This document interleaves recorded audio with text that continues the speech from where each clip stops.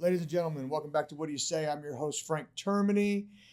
If you like what we're doing, please like, subscribe, turn on notifications so we can update you anytime we put up some new content. And I have been waiting to get you on here for a long time. Yeah, couldn't make it work last week, but I'm good this week. We got Greg Carbin, one of the strength and conditioning coaches for the Kansas City Chiefs that almost three-peated this year. Close. It was someone else's turn to experience God's glory. Yeah. You know what? I didn't anticipate that result, but it happens. It's part of the game. And that said, another team's experience God's glory, but it was our experience as well to feel His glory that day too. Just being there. Just being there. We had so much to be grateful for. Sure. Those are first world problems, losing a Super Bowl. For sure. Sure. Yes. There's people out there who are really suffering. I have a younger brother who has cancer. I'm grateful that he's still here with us. And so how old is he? So my younger brother is 37. And what kind of cancer? Colorectal. And is it genetic? You know what? He's the first actually in our family, and any lifestyle issue?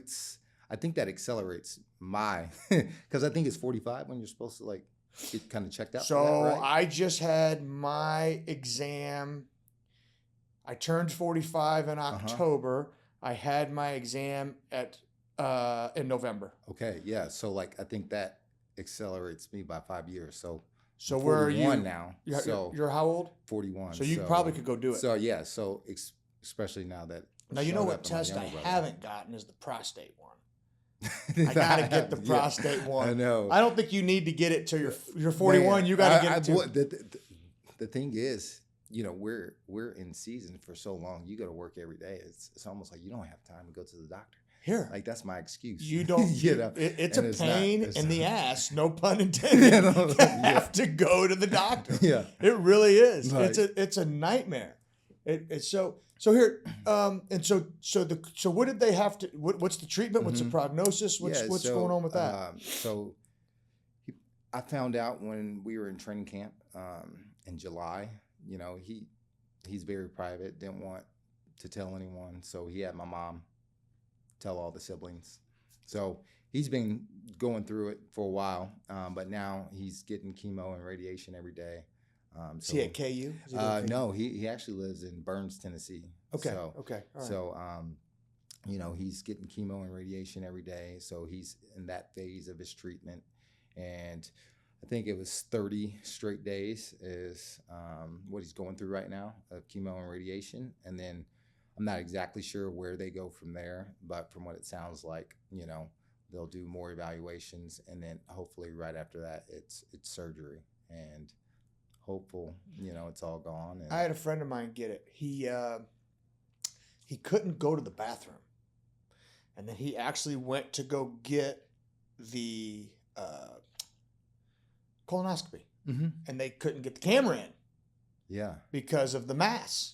Right there. Yes, sir. And so he beat it, though, thank God. That's awesome. But it was a dogfight, and it was an absolute nightmare for him. Yeah. For a while. I believe it. But scary. He did beat it. Yeah. So that's encouraging for me because we've been praying for my younger brother, and he's a trooper, man. He and I, we're so different. I'd probably be full of anxiety and worry.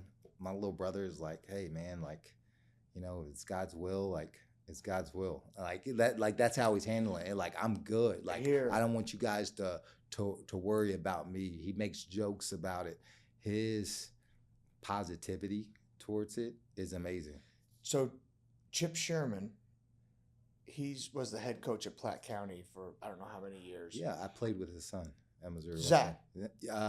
Because he had two kids. He's got two. And I think his daughter was an art major because her and I were some art classes together as well. So yeah, small world. He had two sons, both I think really, really good athletes. Mm-hmm. But anyway, he's got some type of a cancer, and he looked at me and he said, "I've been married to the love of my life for 40 plus years. I've seen all my grandkids born. Yeah. I don't, because he was getting ready to go get a spinal tap Oh wow. to do some type of a diagnostic. And he Mhm. goes, I don't give a shit what this thing says. Yeah. He didn't. He goes, I'm more nervous about the procedure because the spinal tap. Yeah. He said, I don't care. Those are big needles, right? Yeah. He said, I don't care. Here, they put a bowl underneath you because sometimes you piss yourself. Oh wow. Yeah. I didn't know that. Oh, yeah. I said, they don't give you anything for pain or to knock you out a little bit? And he said, no. I'm like, that sounds miserable. But anyway, he said, I don't care what the results are. Yeah. He said, I'm the most blessed guy you know. I And I love said, well, what a perspective.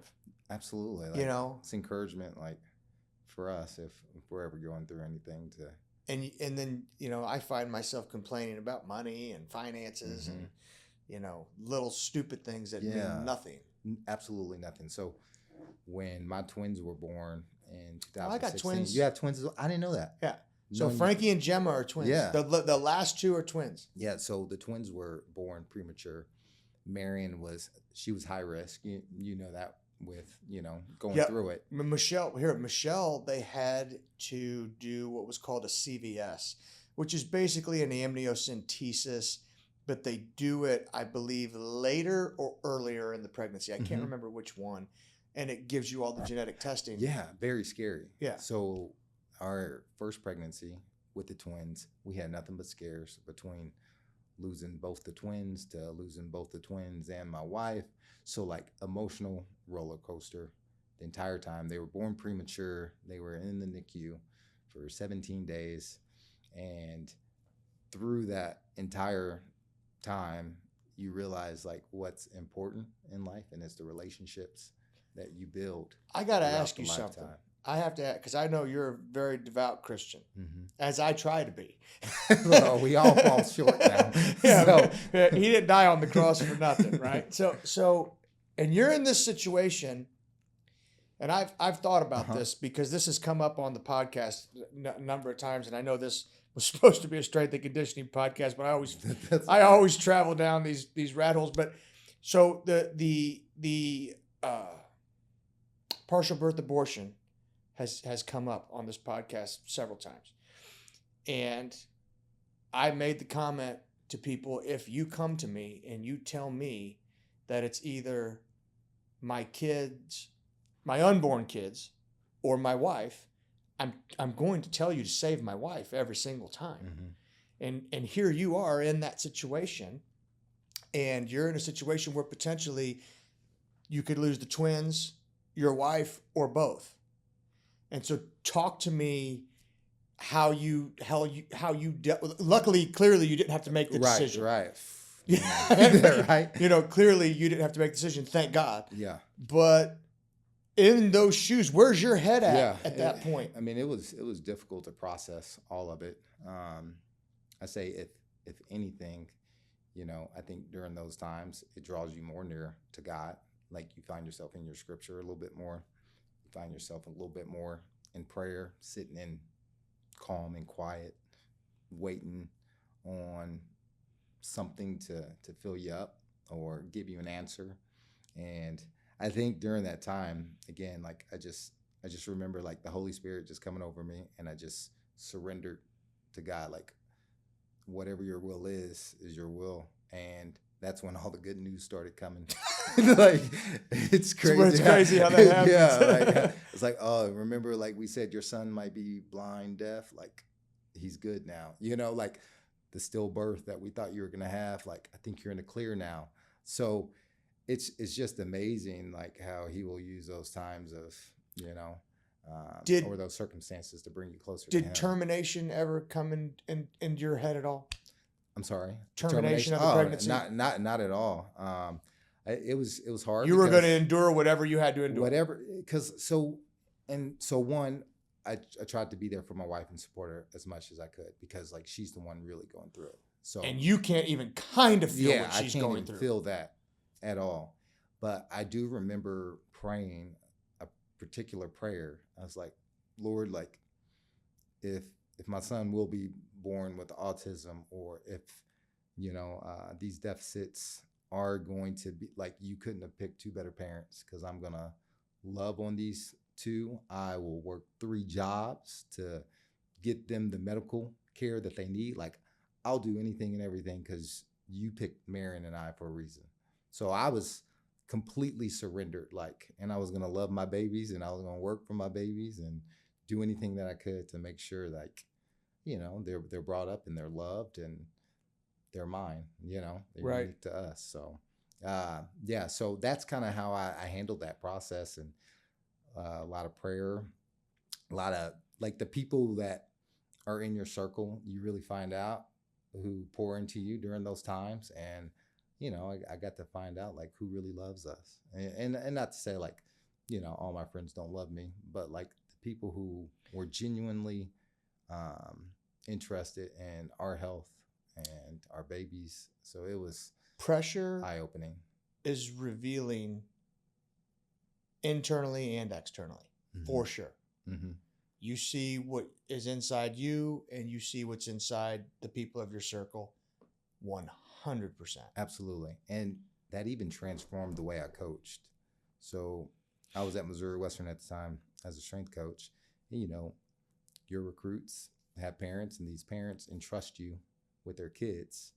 And, you place some value on that before you have a family of your own, but you really know what it means after you have your own kid. It was like a light bulb went off. So I gave my athletes, after I had my kids, more grace during times of mistakes.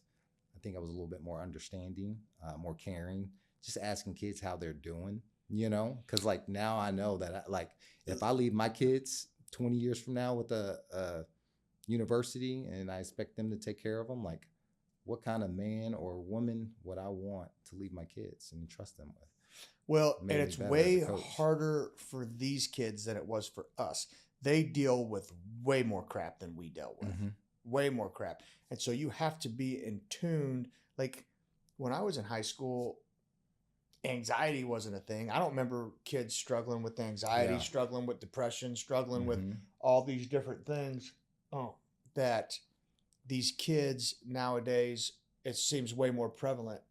And so you have to really, number one, be in tune and to behavior changes. And two, you have to be able to have a rapport with them where you could sit down and ask them questions Absolutely. and Yeah. say, hey, what's up? Yeah. They you know, gotta, they this- gotta this trust is- you first. Yeah. Yeah. You You know, gotta show them you care. You have to show them you care. They have to trust you. Otherwise, like, here, even me as a 46-year-old man, I can have shit going on in my Mhm. head, Greg, that I don't know how to articulate to you. And you could come up to me and say, Frank, something's off. And I'll have to look at you and be like, I know, but I don't even, Yeah. you know what I'm saying? I completely understand. And so it's Completely understand. magnify that by 100 for these high school kids. They don't even have the prefrontal cortex, that part of the brain that cause and effect, that they don't have that even fully developed yet. Right. And so we do, and we can't do it. Yeah, So, So so you hope, like, when you leave your kids with these people, that they have an understanding, of how to take care of them, Right. or even have the ability to notice if something is off, right. and just being a good listener and just trying to observe is always a good thing. Well, because a lot of times, even you may go to a kid may go to a coach before a dad. They may do that. Absolutely. Sometimes it's convenience, or sometimes it's purely relationship. Yeah. You Well, know? here, I've had kids come to me over their parents before that have good parents, good families, and the kid has chosen, because they know that I can probably fix the problem, and not only am I going to fix the problem, I'm not going to yell at them. Absolutely. Right. Now, I may correct them and I may have a conversation with them, but they're not going to get grounded. They're not going to get this taken away. They're not going to get that taken away. They're going to get a conversation. Yeah. And that's a beautiful thing, that they can come to you. I had coaches that poured into me in high school, and I didn't understand what they were doing. I thought they were just being jerks. Like, why is he always, like, pressing me? Right. But I didn't know that they saw something in me, and it didn't hit me until I became a coach. So I had to give those coaches a call as a grown man, like, Coach, I apologize. I was the jerk. Yeah. And I wish, I would have, listened to you more. And even here, I've even wished I could call my dad because it took me till I was 30 to realize he knew everything. You know what I mean? He passed Yeah. away when I was I know. probably I'm sorry to 30. hear that. Let's think.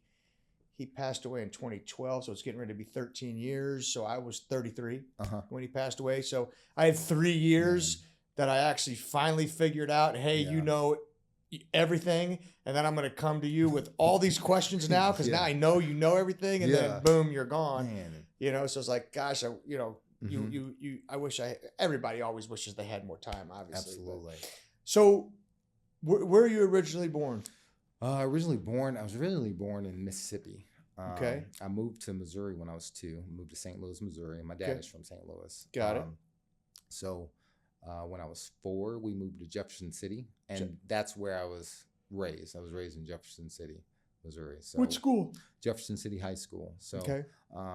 in the 90s, I'd probably say early 2000s, you know, really great football program. Hell yeah. And then Coach Pete Atkins had that program going in the 70s and the 80s. So, you know, falling on some hard times, you know, right, for the last 20 years or so.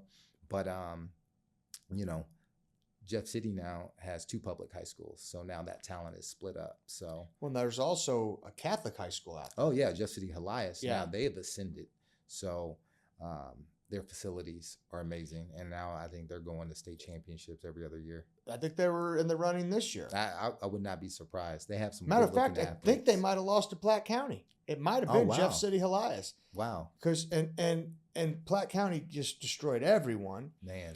Um, I think it was the mid 2000s. I was home visiting for like Thanksgiving or something. I went to go get a haircut, and the barber who was cutting me up, he was updating me on the football teams around the city. He was talking about Jeff City Elias being really good, and that was the first to me because I'd been living in Kansas City and St. Joe, and he had talked about, you know, athletes going to Alabama from Elias. I was like, okay, when Saban's coming into Jeff City, plucking guys out, they have to be good. Here, I'm Googling Platte County. I'm trying to figure out who they won, who they beat. So he flew into Liberty North when Jay Sean Ross won the state championship, not last year, but the year before. So it would have been 2023. And he flew in and congratulated him personally. And then Jay Sean went on his recruiting trip. Here, the funny thing is Alabama came to the table the very last. If I remember correctly, Yeah. and I know there's other people out there that followed this way closer than I did, but if I remember correctly, Alabama came to the table last. And to my understanding, they do that because at the time when Saban was there, they could do that. Yeah. Oh yeah. It's kind of smart actually. You know? But like the Midwest and the Kansas City area now is a hotbed for football athletes being recruited to these bigger schools. Well, I And don't it's understand why exciting. Mizzou's not trying to get them. You know, man, I know you definitely got to keep the kids in their backyard, you know, all the good athletes. I know you would hope that'd be a priority for all the major schools in Missouri. Yeah. You know, I mean, gee, don't many let Christmas. those guys go. So here, let's look at this, Greg. It's going to bother me. So,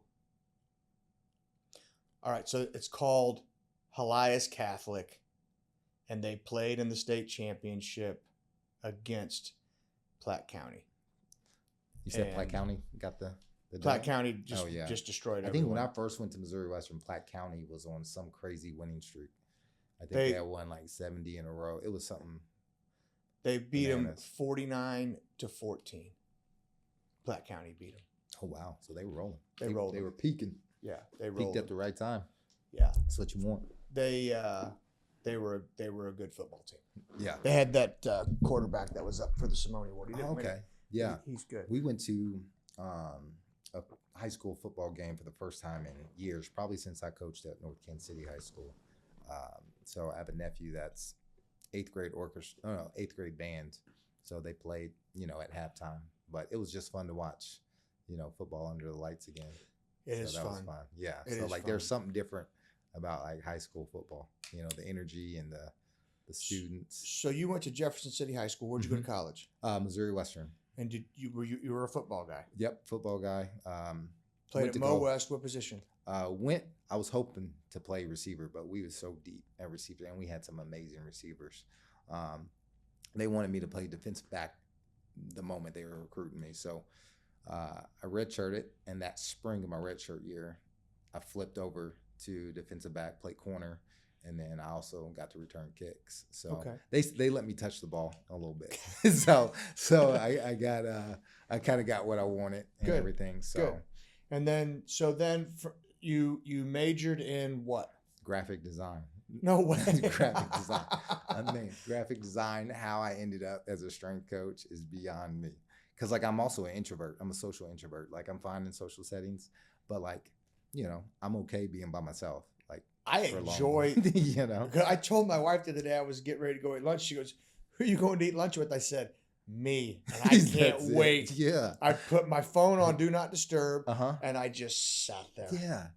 I didn't look at anything on my phone. I love just it. sat Yeah. there and ate lunch. I sat there for 40 minutes. It was awesome. That's awesome. It's funny you said. So my freshman year, I would go into the cafeteria for lunch, and I would intentionally find a corner to kind of like eat lunch in. And I remember very specifically, it was a group of people who came like, "Hey, do you need somebody to sit with? We see you here every day." I'm like, "No, like I'm actually like in my comfort zone right now. I'd rather not have any company, Have you become more introvert as you've gotten older? I believe so. I think the way I would describe it, I get drained more, I would say, in social settings. So I think it takes a little bit more out of me. So sometimes when I get home from work, my wife will just let me have like 30 minutes or an hour because she knows I need it. Like, let dad go upstairs, let him do his thing. And then when he comes down, you're going to get a great dad. I'll get a great husband. Yeah, because if not, like, I'm not going to be very talkative. Like, the battery's just drained, So she's a rock star and supports My me. wife's given me a lot of grace with that too, because even as when I used to practice physical therapy, I was interacting with patients all day long, sometimes 16, 18 patients a day. And you're just interacting all day long. And then now I'm still interacting with nurses, social workers, physicians, patients all day long. Yeah. And then I go train kids in the evening. And you have to be sharp and on your game. Right. So that is very exhausting mentally. It's mentally exhausting because you could have like an exercise plan in your mind for a kid or a group of kids, and all of a sudden you start watching them and you're like, nope, they don't need that. They need something different. And then you got to switch gears immediately. Yeah. And so, yes, it is exhausting. And, my wife has given, because I'll come home and I'll sit there. And like when we first got married and I first opened up the business, Core Physical Therapy, we would go to dinner after work on Friday nights. And I couldn't get out of my head. Yeah. I wasn't trying to not talk to her, but and anything she was talking to me about, Craig, I didn't care. I didn't want to talk. I love her with all my heart and soul. Yeah. And it's not right to do that. Right. Correct. It's not. But I couldn't get out of my head. My wheels wouldn't turn off. Yeah. I've been there. It's difficult. Yeah. Yeah. And so we finally, after a while, we're like, let's not go out on Fridays anymore. Okay. So you guys figured it out. Let's go out on a different night. Let's just go home. We'll hang out with the kids. We'll eat dinner at home, and you just veg. And that's what we started doing. And then we would maybe go have dinner on Saturday night. Yeah. But you have to be intentional with your marriage and with your kids. Oh yeah, with everything. With because everything. You know how busy it is. Absolutely. So I get a hard time because, like, one, I'm an introvert, so like me and my phone, we don't have a great relationship, especially when like when I'm with my Mine's family. On Do Not Disturb all day long. Absolutely. My friends get mad at me because it always goes to voicemail at all times. But the real ones know, like the ones who like know you and love you, they know like, oh, like Carbo is with his family. Like, I have a best friend. We don't have to talk for 5 years, but like he'll call me or I'll call him. We'll pick up. And just like you seen him just yesterday. Just yesterday. And right. he gets it because, my job is so demanding. You go through these long seasons from July until February, and you're at work every single day. And your family sacrifices a lot. Sure. Especially when you go on the road. Like, I'll see my kids Friday night when I put them down, leave early, and then if it's a Sunday night game, I'm not getting back until Monday morning, so I don't get to see my kids probably until Monday evening when I get home from work and they get home from school, because you don't want to disturb them while they're sleeping. You might peek your head in there, Right. but yeah. So when I'm with my family, like my phone, I don't really look at it, And then the next day it's work. And So talk to me about the switch Mhm. from graphic design Yeah. to strength and conditioning. How did that transpire? Yeah. So after I graduated Missouri Western, I tried to dabble in playing football.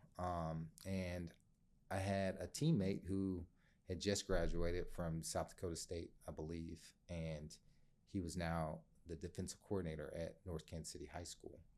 And I was in the Kansas City area. He was like, "Hey, Greg, can you come out to the high school, help some of these athletes out? I have some defensive backs who need some work." And it's like, sure, because I was working part-time at a gym and, attempting to be a football player myself, and went out, had a blast with these kids. And then it was these young men who start asking Coach Douglas, "Hey, when is that guy going to come back and help? When can you get him back out here?" So the head football coach at Northtown, which was Coach Valdez, who gave me my first coaching opportunity, called me out and was like, "Hey, like, we think you could be a part of the staff. We think you could be, good for these kids." And for me, it was more or less extra money, because I was working part-time, and these kids saw value in me. So that was very humbling as well. And I decided to do it. And I found out that I love training other people and seeing their success more than my own. And then there was probably a part of me two years in, I found myself only wanting to do the individual drills at football practice. Like, I didn't care about 7-on-7 or team or the X's and O's. Like, I wanted to know how I can get Frank's hips to open better. Like, that's all I wanted to do. I just wanted to focus on my guys and the individual. And then that's kind of when I found the love, I think, for the performance side of it. And I remember running into the strength staff at Mizzou at a football clinic, and I approached one of their strength coaches, and he eventually became a mentor, took some classes, and dove all into the performance side of it. So got the necessary degrees and certifications. What are the degrees and what is it? CSCS? So CSCS. I think which a lot is of Certified people, Strength and Conditioning Specialist. Yes, and Okay. I think through the NSCA, and I think a lot of people would still consider that as one of the gold standards. And there's other really good certifications as well, but that's one that you would need to at least coach at the college sector and everything. So dove into that and really never looked back. So Derek and Jarrett. Oh, yeah. We started Flash Performance right around 2010. So let's see. I opened up Core Physical Therapy January of 2011. Okay, so And my initial conversations were, "Hey, Frank, do you want to come rent space in here?" was that with Jarrett? Yes. No, I remember him saying he had a friend. I didn't know it was you. And so my big concern was location. Absolutely. I was brand new, and I was concerned that I had already been practicing for 6 years, but nobody knew who Frank Termini was. Mm-hmm. Yeah. You know what I mean? Yeah, so yeah, I'm I like, understand I that. don't want to go no one knows Frank Termini, but I'm going to go tuck myself back in this corner, Mm-hmm. And so I was scared to do that.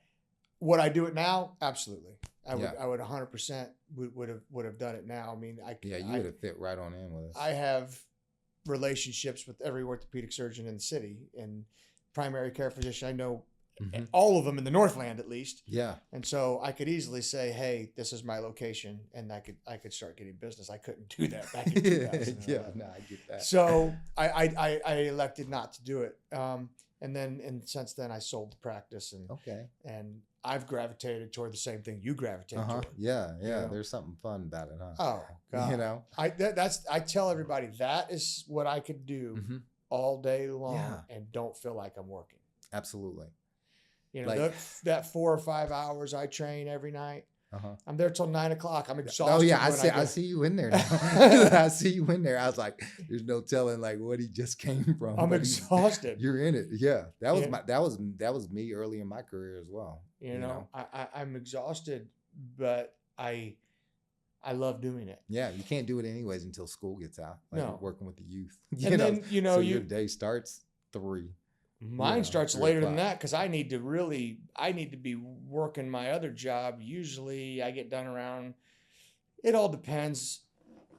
Some of my calls I can make later on in the day, but for the most part, you're done by 4:30. Yeah, yeah. You know what I mean? And so yeah, you that's start there average. at 5, go till 8, 9 o'clock. And, Mm-hmm. you know, it's exhausting, but I wouldn't try. I'd love to be able to tap into that market of the people our age. Yeah, The absolutely. people who don't know how to work out, Mhm. the people who, hey, I want to make a transformation. I don't know how to do it. Hey, Yeah. I have chronic pain.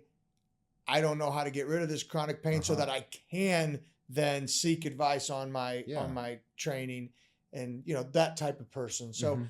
I'd like to try to figure out how to get into that niche. Absolutely. Yeah. You know, Give you something different. yeah. you Yeah, know? and then have those people that you could train during the day, and then your Mhm. athletes at night. Yeah, and then, because that will challenge you in a different way. oh So, gosh, yeah. so you can really use your specialties. And I know. enjoyed that part of physical therapy, but so many times patients come into physical therapy, they think it's a passive modality, Mm. and it's not. Just want you to push on them. You can't do it. I Yeah. mean, that is a component of it. Yeah. You know, you do have to put right, your hands right. on the patient. You have to Yeah. do that. But and these insurance companies are smart, right? Because the most skilled thing physical therapists do Yeah, is the least reimbursable service, Mm. right? yeah. So the manual therapy charge, which is the most skilled thing Uh-huh. physical therapists do, they pay you the least, and they're doing that, in my opinion, because they don't want you to put your hands on the patient. Mm. Because at the end of the day, that's also how you establish your worth to the patient. Yeah. So they're not going to come back if you don't put your hands on them, Mm-hmm. Yeah. right? So I always told people, I don't give a crap if it's the least reimbursable thing Uh-huh. I want our hands put on every single patient that comes in this office. Yeah. Period. Case closed. Put your hands on these folks. Mm-hmm. So anyway, but yeah, I do want to migrate into being able to help those Yeah. folks who want to change, make a lifestyle change, or Mhm. change their body habitus. Yeah. I want to dive into that Yeah, too. that's rewarding too. It is. Yeah, It's very- very, very here. much so. It people don't understand. Like here, you have mental illness, and Mhm. by mental illness, I'm talking about. Let's say you're just battling with depression. You're not even diagnosed with clinical depression, but you're battling it. Mm-hmm. Okay, and you're battling pain too. Okay, so you got pain, you got depression. All right. Well, you got your diet. The stuff you put in your mouth can fuel pain Right. and fuel depression, both. Okay. Mhm. Now you got this chronic pain all by yourself.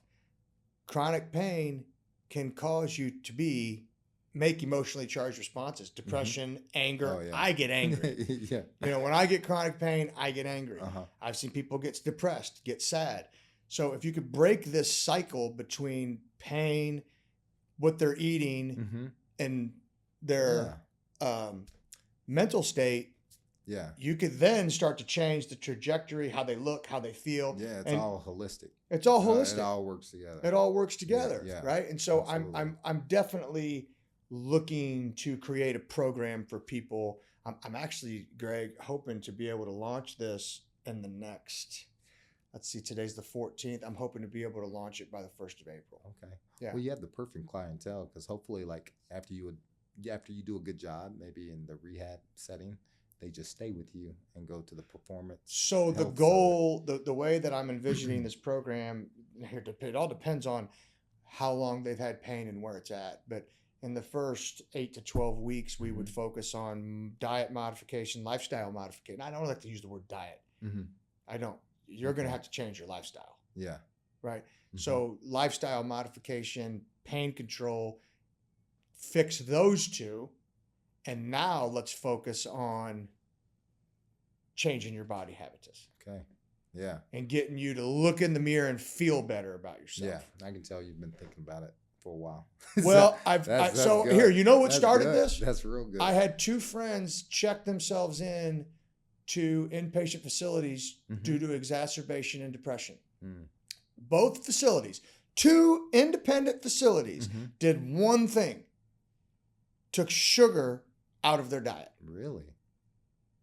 And so my wheels started to spin. Uh-huh. So now I start to dive into sugar, inflammation, chronic pain, depression, early Alzheimer's. Okay. It contributes to all this stuff. Yeah. Okay. So then I start to remember, okay, well, in PT school, let's talk about pain. Well, you got fast pain. Okay. Fast pain, you touch a stove. Ow, shit, move your hand. Okay. That's fast pain. Okay. Fast pain takes the neospinal thalamic pathway to the brain.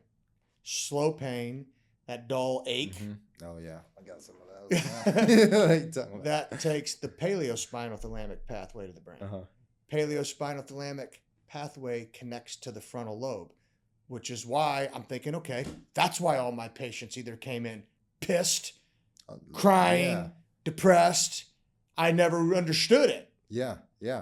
So now I'm like, okay, and then I remember a couple of these patients that you were able to liberate them from this, and their whole entire affect changed. Yeah. Everything changed about them. You know? Yeah. And all of a sudden now they're motivated. They want to participate. Absolutely. You know? And so I'm like, how many of these people are out there?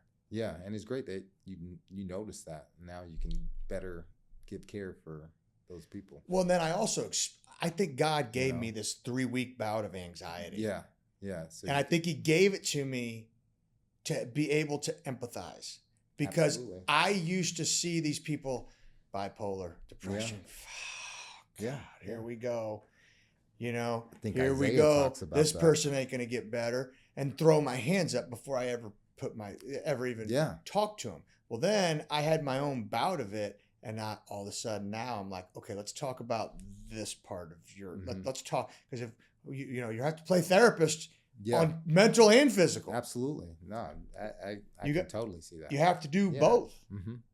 Yeah. You absolutely have to do both, because if you can't fix their head, you ain't fixing their body. No way in hell. And honestly, it's like, what comes first, the chicken or the egg? And at the end of the day, you got to attack both. Yeah. You have to attack both. You're never going to get them to feel better. But I'll also make this argument. Let's say there is someone who has clinical depression or bipolar disorder. You will never convince me that medication alone is going to optimally help those folks. They may need medication, but they also need lifestyle changes. Yeah. Agreed. And if you could get them to make the lifestyle changes and be compliant with their medication, that's where you're going to optimally see your result in that patient population. Yeah. Oh, that's good. You know, that's so good. That's my pitch. So let's go back to you. Yeah. Let's talk about, so you initially start at Northtown. You start training kids. What was your first strength and conditioning job? It was Missouri Western. So were you the head coach or just? Yeah. So they hired me to be the head coach. But they kind of had to give me a graduate assistant title my first year. So I only made like $5,000 my first year. Of course. As the head strength coach at Missouri Western. Yeah. My wife was the volleyball coach at Missouri Western at the time. So we basically lived off her salary. But it was an opportunity for me to see my wife every day. We were living in Kansas City. She was commuting to St. Joe while I was working in Northtown. So it was one of those family decisions where we said we're never going to let money dictate our happiness. So we'll take less so we can be together. So um, first job, Missouri Western, so grateful because it was, my alma mater, and coming back to a place that I saw value in. And then we had this great new facility in the Griffin Indoor Sports Complex. So We just were up there for a volleyball tournament 2 weekends ago. okay, yeah, It's so really, really nice. yeah, and they've done a great job of making the facilities nicer over the years. Yeah. And originally, I was brought up to Missouri Western to only train the women's teams because they were having difficulties with supervision and scheduling of the weight room. So they wanted to get a strength coach in there who could, one, supervise the athletes and set a schedule and take care of all the women's sports. And then my second year, it just kind of evolved into you got everybody. And at the time, How do we you had do 12 that? You're sports. training 8 hours a day, maybe Man. more. Yeah. So like, I think that I would typically get up like at 3:30 in the morning. I lived in a subdivision right across the street from the school, so I had like a 3-minute drive. But you wake up at 3:30 to get there by 4, and you're setting up by yourself because at this moment I didn't have like graduate assistants or anything like that. So I would set the entire weight room up for your red shirt football team to basically lift at 5:15. And so your morning gets going quite early. And then depending on what time of year you're in, your spring sports, your baseball team, softballs, they don't finish up until the evening. So sometimes you'll get them after practice, post-practice lift. Sometimes you don't get those athletes in till 6:30, and you roll until 7, and basically that's your day after you clean up. 8 o'clock, you're getting out of there to do it all over again. So like my wife would put her hand on my heart to make sure I was still like breathing. Cause like it's kicking my butt. Like just a walking zombie. I don't know that you could pay someone Yeah. enough to be able to do that by themselves. It was very difficult. I mean, you're probably working 14 hours a day. Oh, easily. And it's one of those things where it was my alma mater and I was young, I thought I had the energy. And like I saw value in my athletes. I love those athletes. So that's how I justified doing it. I wanted to give them the best, training that I possibly could.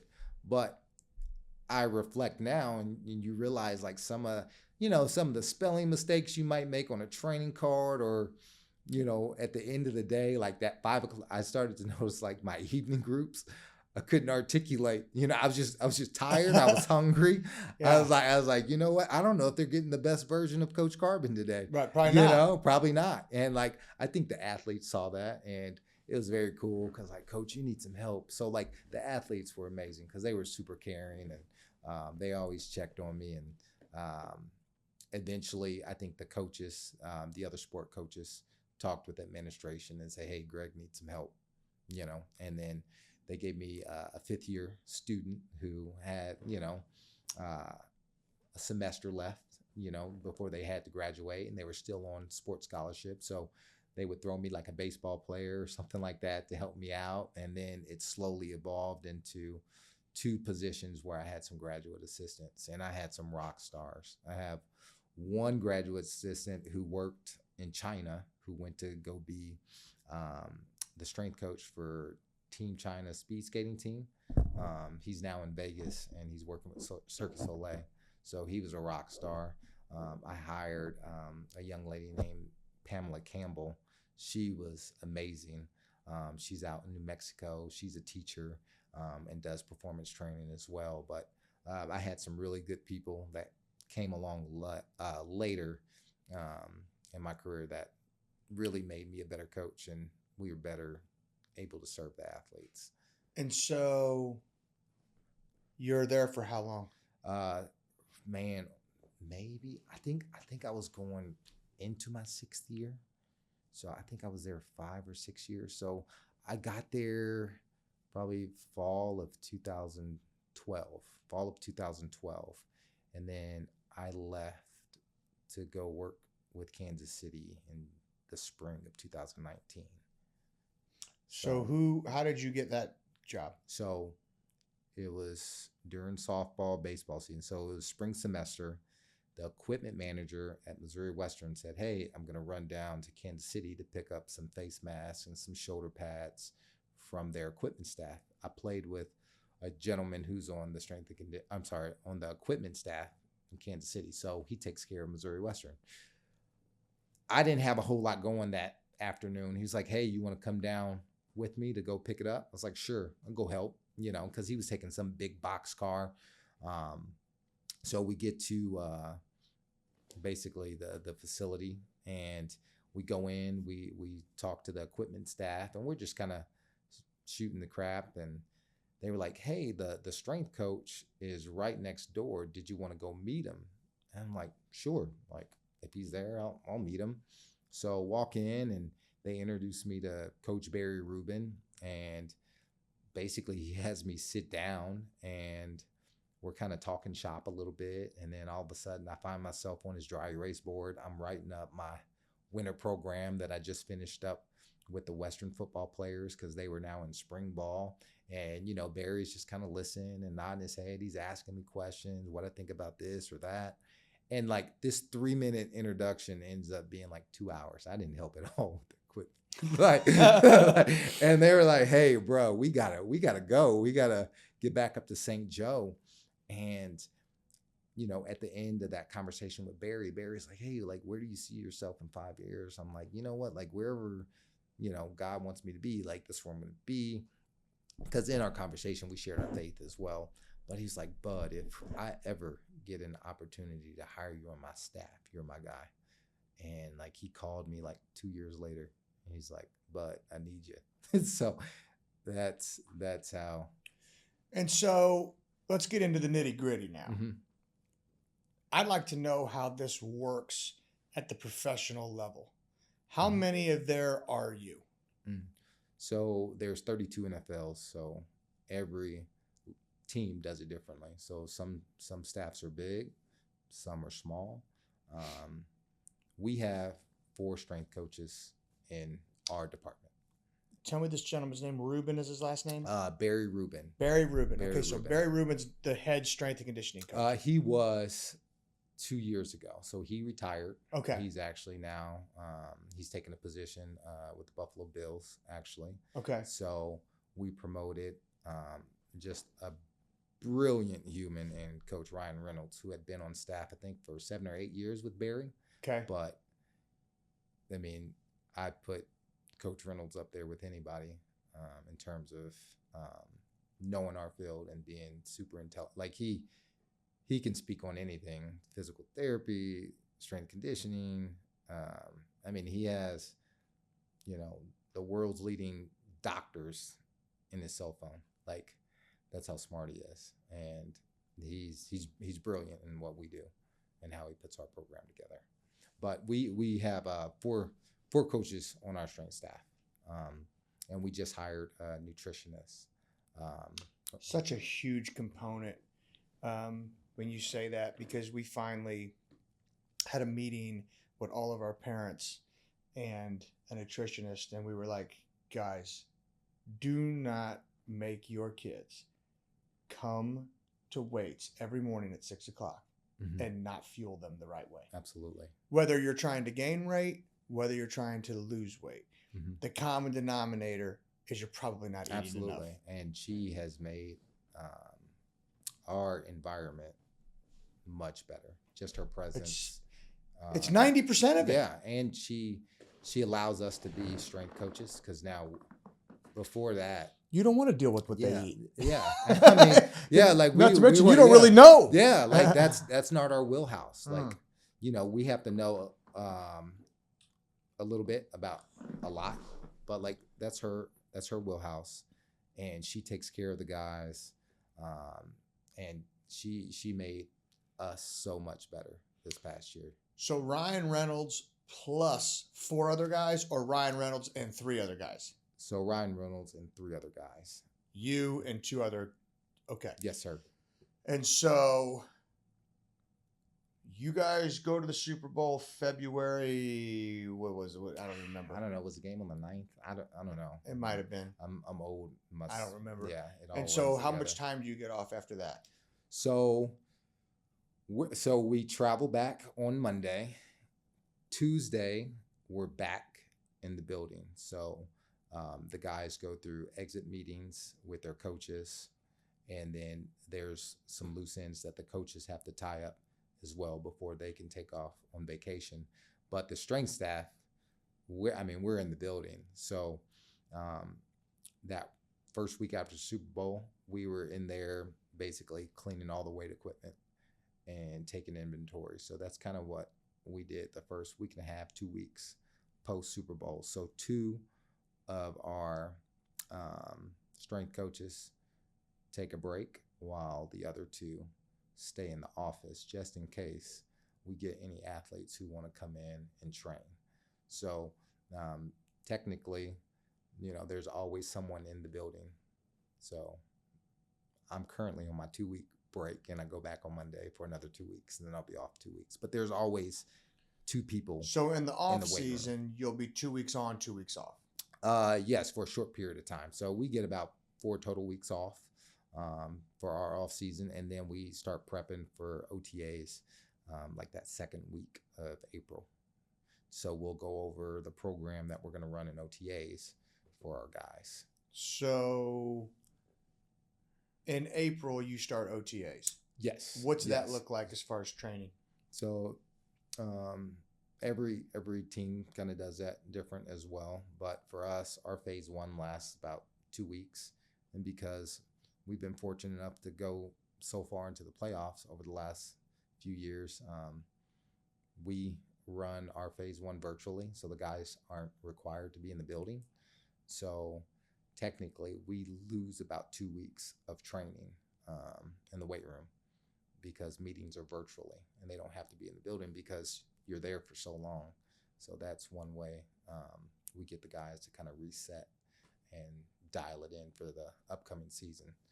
So phase 1 is 2 weeks, and then we go right into phase 2. And phase 1 is strictly virtual. And so we do have a few guys that show up to train. Like if you're in town, we train you. And typically we train 4 days a week, Monday through Thursday. They get Friday, Saturday, Sunday off. And with that, coach plans our training in a way that will hopefully prepare them for the practices that they're going to participate in phase 2 and phase 3 and mandatory minicamp. And so what's the program look like? And are you lifting a lot? Is it more mobility? Is it a combination of the two? What are you guys focusing on in phase 1? In phase 1, you typically build their work capacity. You build their ability to train, right? So they can handle more intense loads going into phase 2. And then phase 2 is more development, where you try to take that stimulus and build some strength or some power wherever a guy may be. So we use a pyramid system where we meet the guy where his feet are at. So if you trained with us, if you're currently training with us now, we know what your fitness level is going into phase 1. So your training card may look completely different from the gentleman that we haven't seen in 8 weeks, because we don't know what that young person has been doing. So we kind of fit the guy where he needs to be. So we meet him where he's at. If he needs some work capacity, we're going to give him some work capacity. When you say work capacity, you're talking about endurance, cardiovascular endurance? Yes, okay. Absolutely. Just building a base so we can do some strength training down the road so your body doesn't break down when we do start intensifying the loads. So you would then say, okay, you're going to do low weight, high repetition, minimal rest between sets, and we're going to try to tax you cardiovascularly as much as we can. Absolutely, yeah. And then, which will probably also allow them, because the weight's so light, they could focus on full range motion. Absolutely. So now you're getting some strength, you're getting some hypertrophy, you're getting some mobility and flexibility. Yeah. And coach does a great job of selecting exercises that will prep you for the bigger movements down the road. You know. So phase one, you may not be doing your hang clean, your squat, your front squat. You may not be doing that type of stuff. Yeah, yeah, and it really depends on too. Like, are you coming back from surgery? You know, so it's gonna really be based off the individual for sure. So we have a guy coming back from ACL or a shoulder. Their training card's gonna look completely different. Oh gosh, yeah. Hmm. Oh my God, yeah, Hmm. for sure. Yeah. So again, we use a pyramid of development. That's kind of our system. You know, fit the program to the athlete. And so everybody in that weight room could be doing different stuff. Um, Essentially, yes. I mean, our training cards they look similar, but again, you have to make those modifications So how do where you, necessary. if you have them paired up on racks, and one guy's doing one thing and one guy's doing the other thing, how do you do that efficiently? So, I mean, we might have one guy who has maybe a wrist and he can't turn the bar over on a clean. He can still lift with this gentleman who can turn it over, but we'll just modify it to a pull. So, again, it's the art of coaching right there. Like, all right, how do we handle this? Okay, you got a wrist, can't turn it over. You guys have similar loads. You can stay here. We're just gonna pull. You're going to Yeah. high pull and come right back down. Yeah. Mm-hmm. Okay, Mm-hmm. got it. Got it. And so phase one So could be tax mobility, tax cardio, low weight, high reps, minimal rest between sets for one athlete. But the other athlete who's already has Mhm. good cardiovascular shape, that phase one's going to look totally different. yeah, so like their intensities on their card could look different. They could, so you and I could be doing the same exercises, but maybe my volume and my intensity look a little bit different because I've went through the in-house program during the off time leading up to phase one. What kind of baseline testing are you doing to determine where the athlete's at? I mean, really, it's kind of a conversation. You watch them train, and you ask them, hey, what have you been up to? And then training is the best evaluator. You can look at a guy and you can tell, oh, he hasn't been training, you know, or if he's gassed after the warm up, you know. So again, training is your best evaluator. You can kind of tell. But you know, we have implemented some evaluations over the last year, just kind of taking just some advances in our program, and we'll know more on the evaluations what we're doing mid-April when we have the meeting with Ryan. Ryan does a great job of sitting the staff down and giving us our standards in terms of what he expects out of us, what the program looks like, and what his vision is a year down the road of where we're trying to get to. And he's just now scratching the surface of his vision. And it's a beautiful thing. We're getting better and better every year. Our training cards look different every year. And I'm excited to see what we look like in 2 years. So, and then you have a group of athletes, some of them don't train with you guys at all. Yeah, so there's you know, guys who go back to their college strength coaches around now, or you know, they go to other nice facilities that are very holistic and having therapists and strength coaches, and they have the food prepped for them. So a lot of the guys are training right now. Okay. And then at some point you do have all of them in there at the same time though, yes? Yes. Uh-huh. And that happens when? So everybody will need to be back in the facility for phase two. Okay. For phase two. And so they're all in the facility for phase two. Mm-hmm. Yep. And again, we're many? training 4 times a week, and that's when they can have an hour of time on the field with their coaches as well. So, you know, we will sprint them on certain days and then train, and then they'll go see their coach, or vice versa. They might start the day with their coach, then they'll come to us, and then we'll sprint them, train them, and then they'll go to meetings.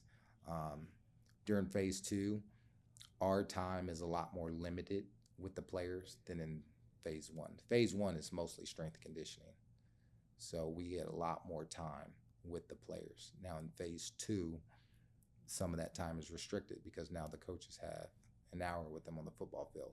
So now our time to work and to prepare our athletes for, phase 3 and for training camp becomes very limited. So now exercise selection goals become very important in how coach puts together our training program.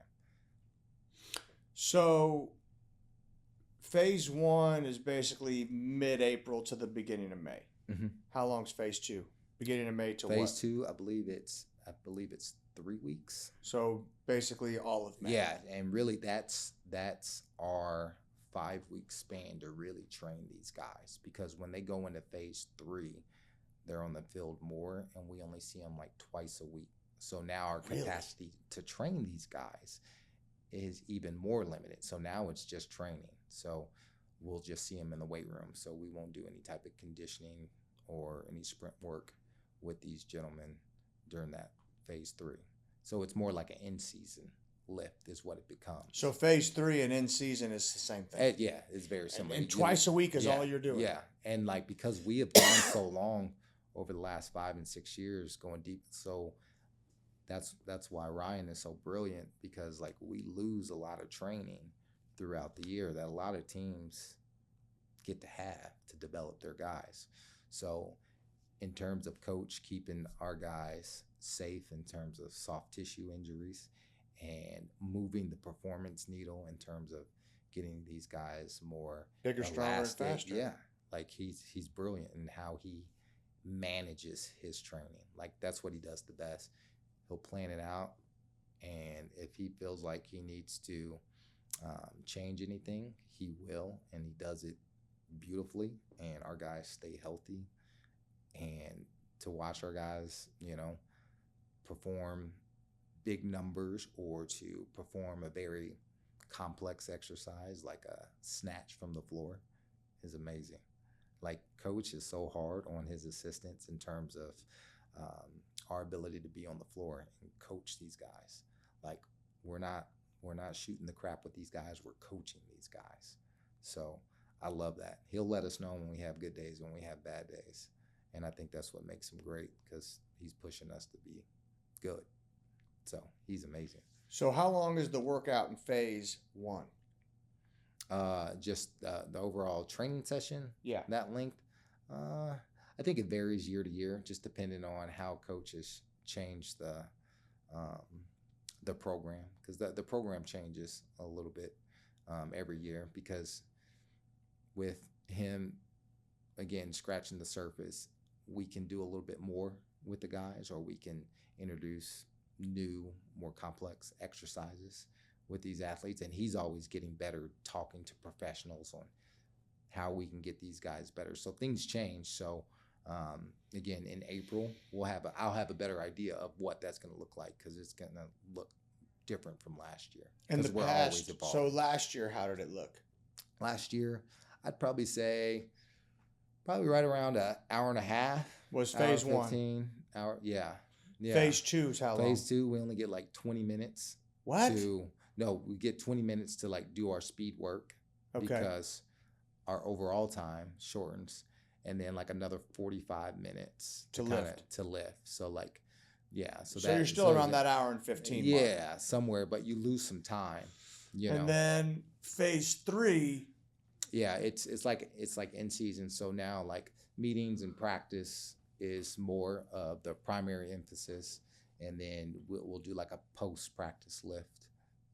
So all of them together at the same time. And like if you really get after it, you can be done in like 20, 25 minutes.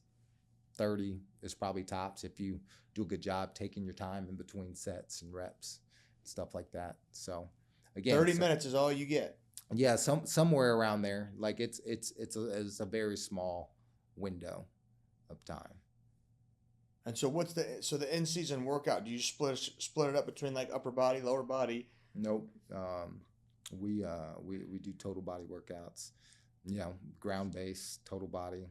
Ground based. What do you mean? It's just feet on the ground, barbell on the back or in the hand. Close chain. Yeah, yeah. You're not laying down for anything. We're not. I mean, we're not. On the leg press or bench press. I mean, we will bench press, Okay.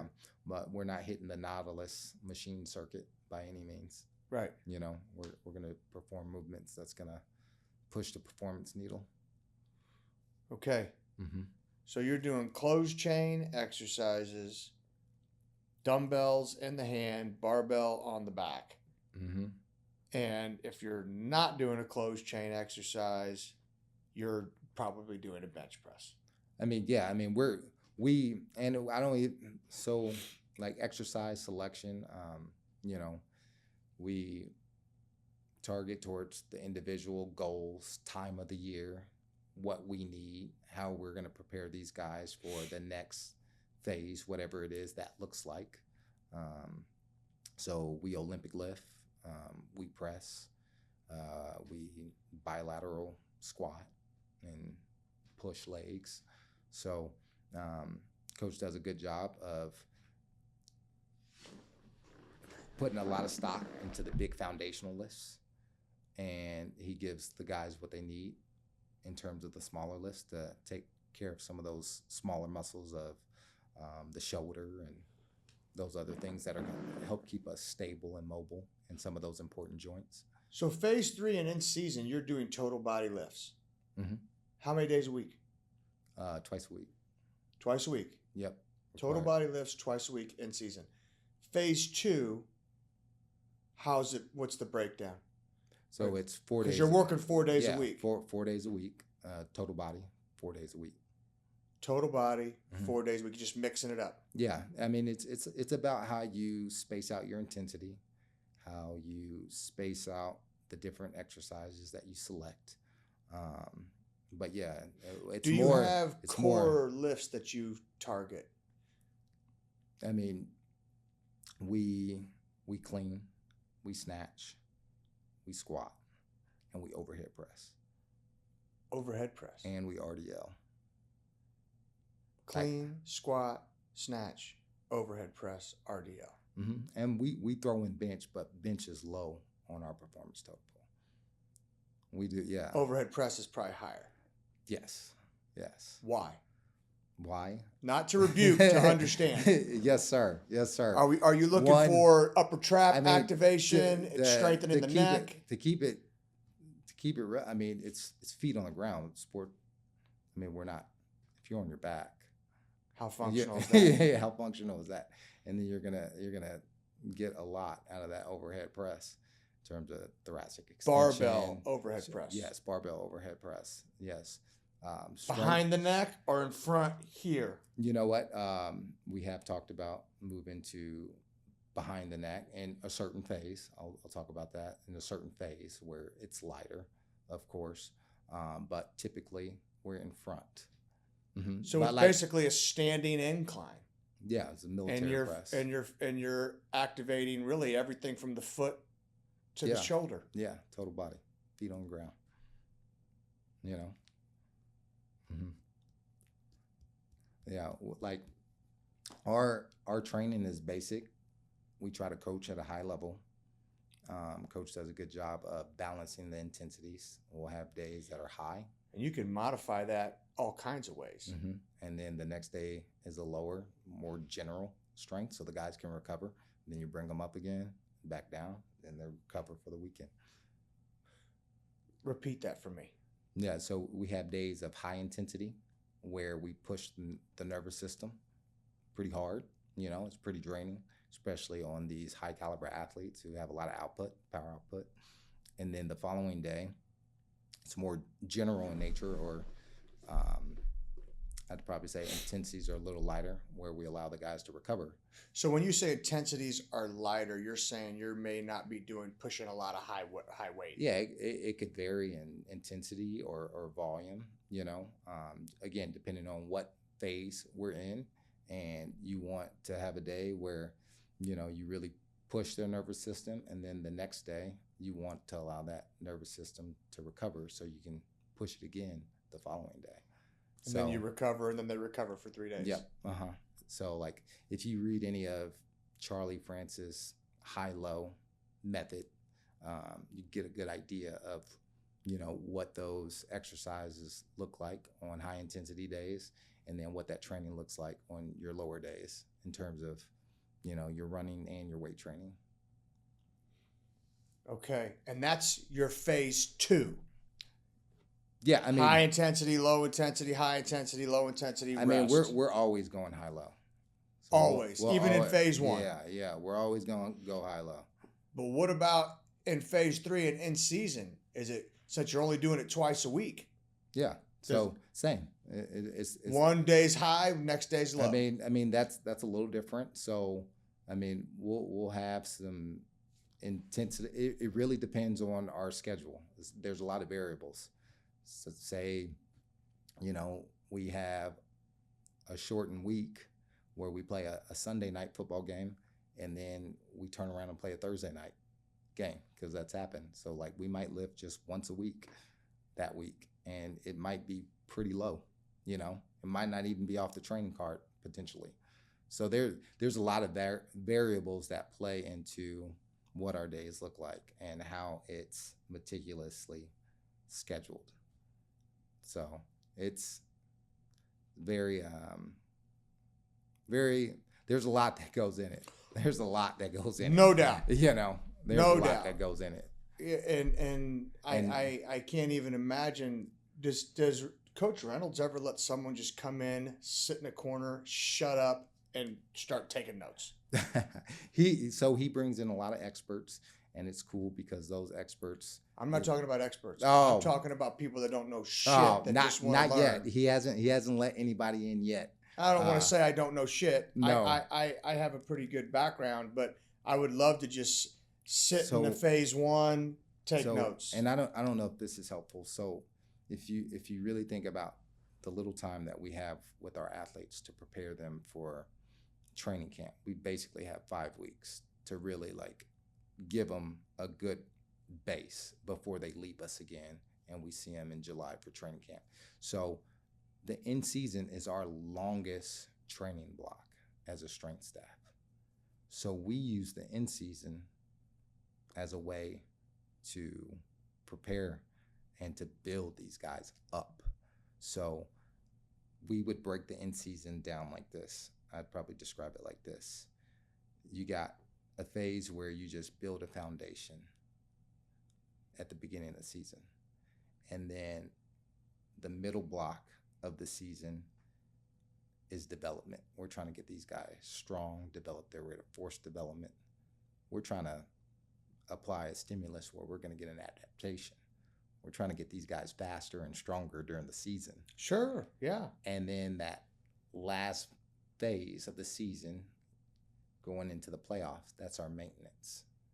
So everything that we built in the middle block, we're going to maintain that. And then we're going to go make a run, because now coach is going to scale back here in practice. We're going to modify some things in this last block where we can still continue to train at a high intensity, give you guys what you need, and get you out of here. So again, that's our longest block of training. So that's where the development comes. Our development comes from the in season. So it's basically week 1 to week 16. 22, 23 for us. Oh. Well, because I'm thinking postseason starts. Oh yes. So there's 17 games now, 18 total weeks, and then you count because there's bye weeks. Yeah. So like for us, that's like 22, 23 weeks to actually have the opportunity to train our guys. So Coach Reynolds had Tyrann Mathieu PR going into the Super Bowl, the week of the Super Bowl, his first 2 years with us on the squad. So talk about developing strength in the NC, like PR.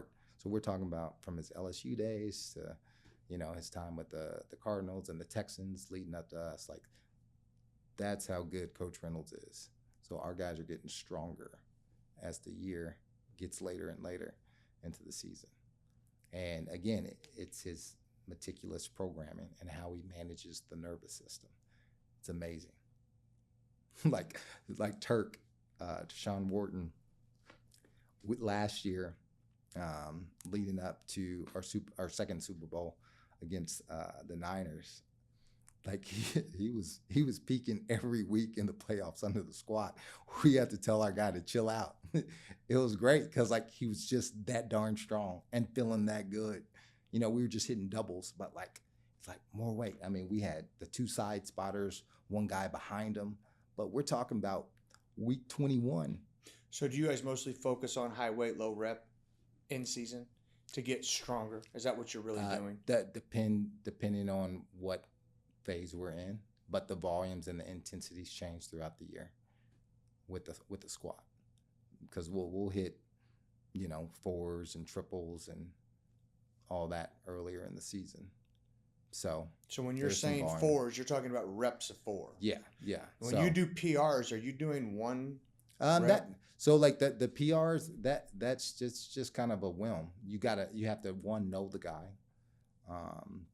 and it's not something that's set in our training.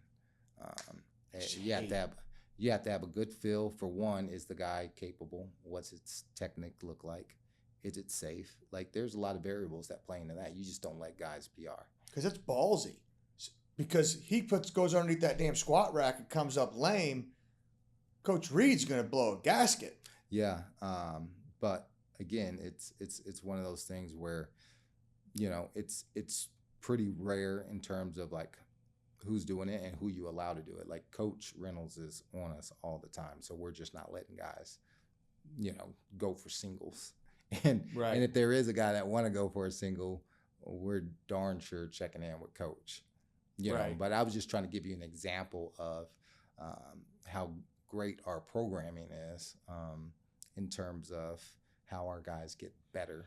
And so in season, you can say you could lift just at a certain phase, high intensity at the beginning of the week once, low intensity toward the middle of the week, and then rest, play. Yeah, and that time that you have off. And you're doing totals all the time. Yeah, all the time. Again, if you spread the exercises out correctly, I mean, you won't be too fatigued. You'll be able to go into that game feeling prepared and ready to go play, a hardcore Sunday football game. Like nervous system will be ready and primed if you did the things right earlier in the week. Talk to me when you say priming the nervous system. Can you elaborate on that a little bit? Just those loads that are going to stimulate and recruit the motor units. That is going to prepare the body to be resilient when you get into those high demands of sport. If that makes sense. In terms of like the rate coding, the impulses that you're looking to get, like when you run, in terms of, how do I want to describe this? The ability to put fluid contractions together to sprint or to jump, because you have to recruit certain muscles at a certain sequence to fire at the right time, and you want them to contract and relax so your movements can be fluid and smooth and powerful, explosive, if that makes sense. Yes. So again, that comes with intensity, that comes with technique, and it comes with exercise selection. And exercise selection, yes. The movements to where you're forcing them to use everything at different times throughout the movement. Absolutely. And if you're hitting your proper ranges of motion, like we perform deep back squats, you're going to get a lot of muscle activity in those deep end positions, so you're going to get a lot of benefits from that. Flexibility, strength, again, stimulating the muscle system or the nervous system to be prepared to go, one, put force into the ground on Sunday, and then absorb force from your opponents, which is sport. Applying and absorbing force you know. Hmm. So again, we're very particular in how we coach our Olympic lifts. So phase 3 is really still just twice a week. Yes, just twice a week. Phase so 3 and in so season. phase 3 is tough because like the guys they're practicing a lot more, so it's almost like maintenance. So everything And- that you built in phase 2, you just want to maintain those qualities. So at the end of it, when they go leave to go train with their former strength coaches, or when they're on their own again, they have a really nice foundation to continue. Because in phase 3, they may not necessarily be with you. Phase 3. Yeah. Oh, phase 3, they'll be with us. Okay. But like after mandatory mini camp is over, they go on They break disperse. again. Yeah, they disperse And then again. in season, they're all there. Yeah.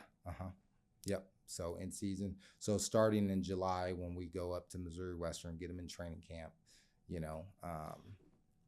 basically we train them, a few times a week there.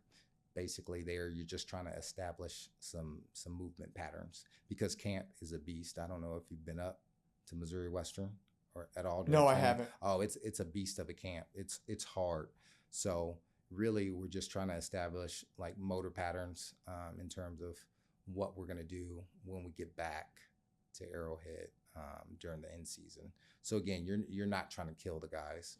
You're trying to help them maintain the ability to practice the next day, you Right. know. And again, the exercise selection is going to prep them for the movements that we're going to do when we get back to Kansas City. Mm-hmm. Wow. Twice a week is it. Yeah, Okay. that's it. So if you play on Sundays, which days do you lift?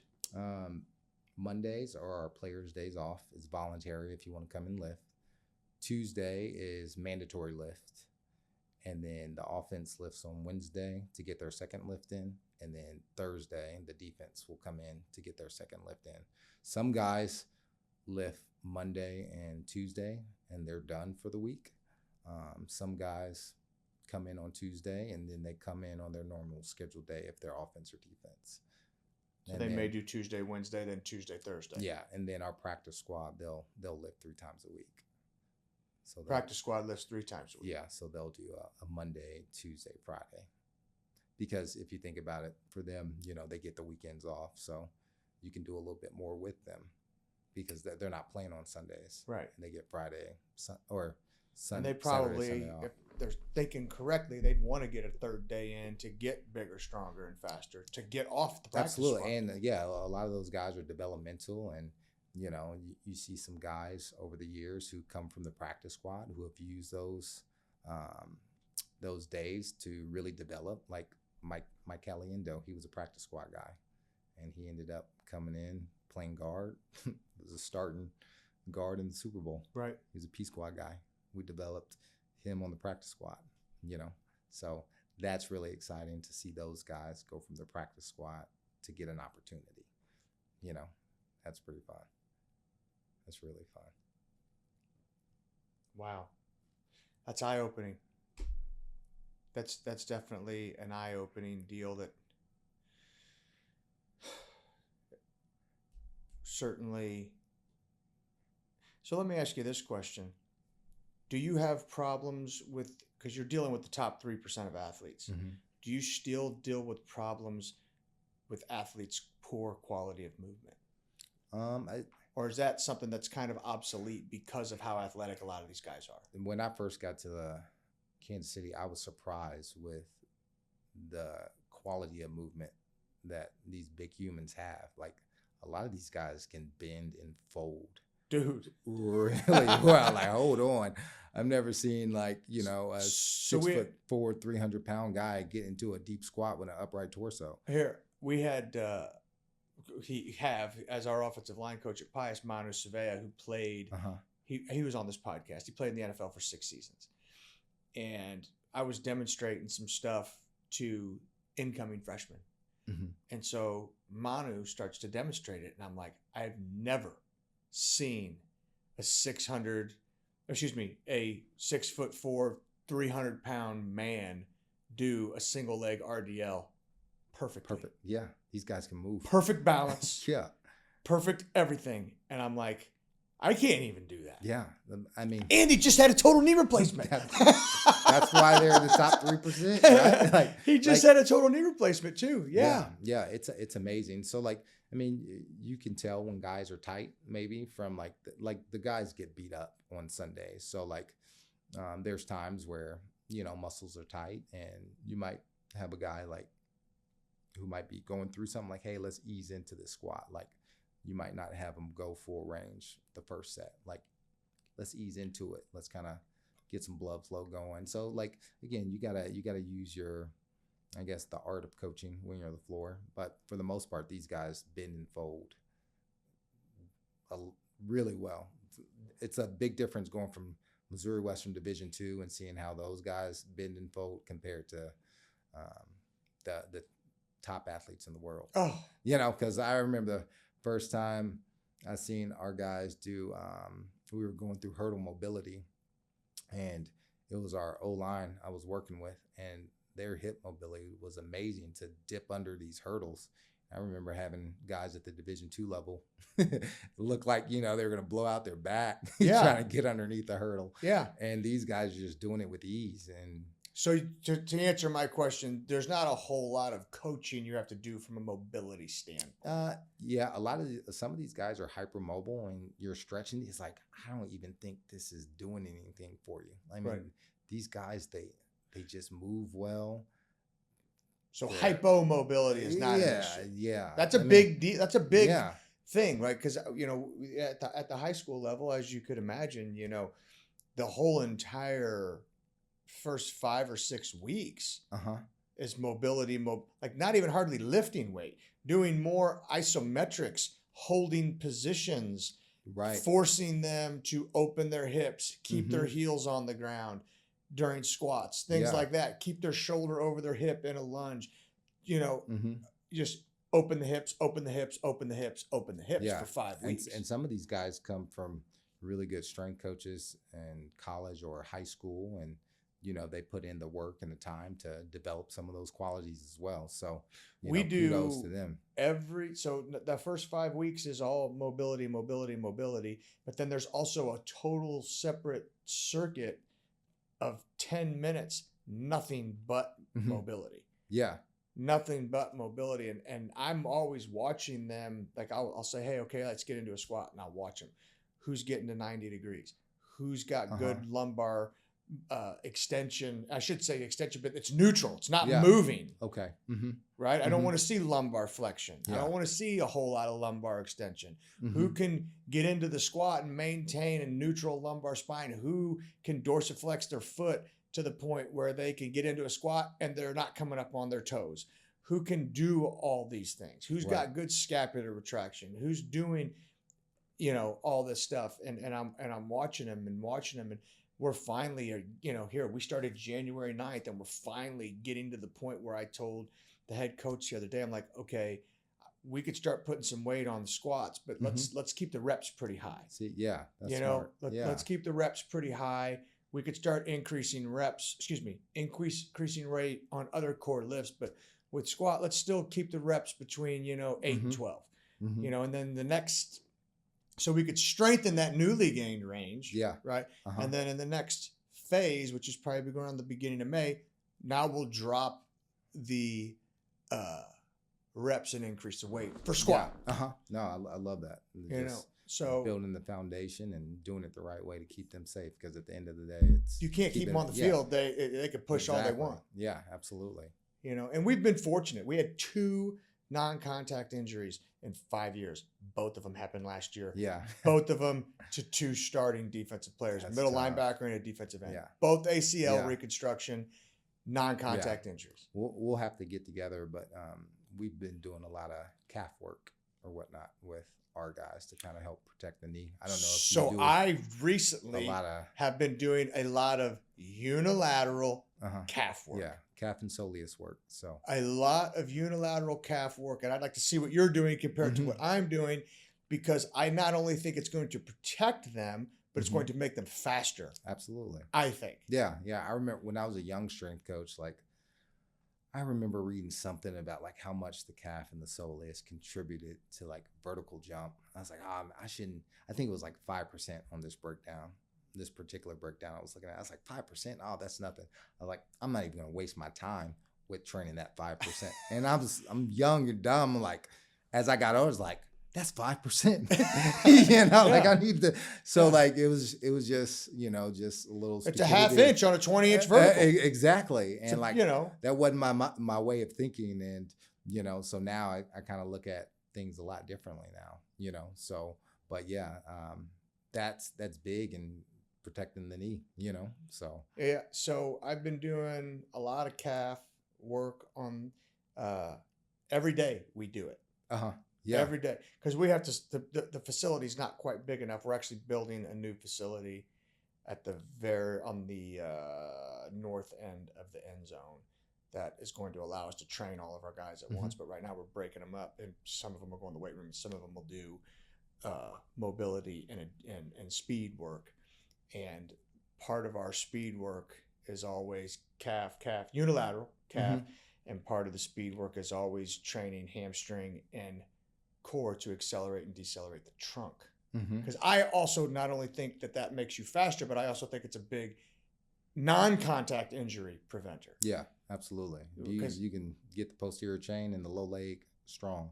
Yeah, should help you be a little bit more resilient, right? Yeah. When you decelerate at those high forces and at those high velocities. And then the other component is mobility.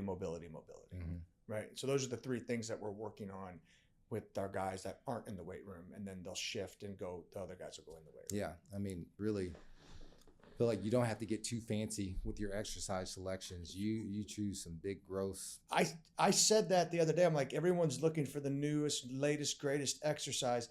I had a kid. I told him he was offensive lineman. I said, I promise you, if you could jump rope 100 times fluidly without making a mistake, you're going to be faster. Offensive line coach comes up to me and goes, what the hell are you doing with this kid? I said, jump rope. Yeah. It's primitive, but I don't give a shit. Yeah. It works. Absolutely. You don't need to do new exercises. It's like, do the basic stuff perfectly. Yep. And you're going to get faster. Yeah. You're going to get stronger. Yeah, absolutely. So anyway, thank you so much for coming on. I really appreciate it. I'd love to be able to observe if Coach Reynolds, right? I can remember Ryan Reynolds from the actor. Yeah, I was gonna say, he gets that one a lot too now. If I could go observe and just be a fly on the wall, I would love to be able to do that. Oh yeah, if you come up to training camp too, I can definitely introduce you. Yeah, to Coach. Like I said, he's one of the most brilliant people I've ever met. He's one of the I made the mistake of comparing myself to Ryan early.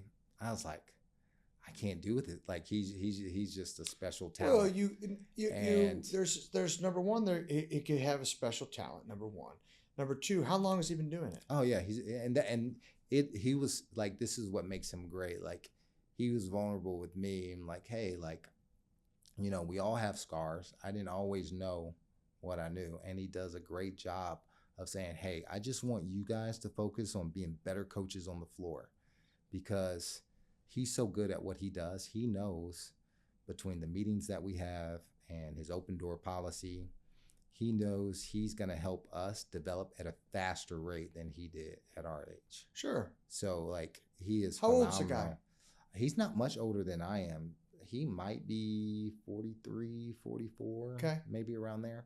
But like, he's like, cause I go down rabbit holes. I might start on, the hip, and somehow I'm looking at shoulder. I'm like, what just happened? Here. Or I'm asking myself questions that get me into the weeds so far off track that I don't even know what I'm looking at anymore. Yeah. And he does a great job of getting me back on the path, and like, hey, so I'm learning a lot from him. The two guys that I'm kind of a disciple of is Dr. Gary Gray and Dr. Dave Tapiro, and they're physical therapists, but they're also functional movement specialists.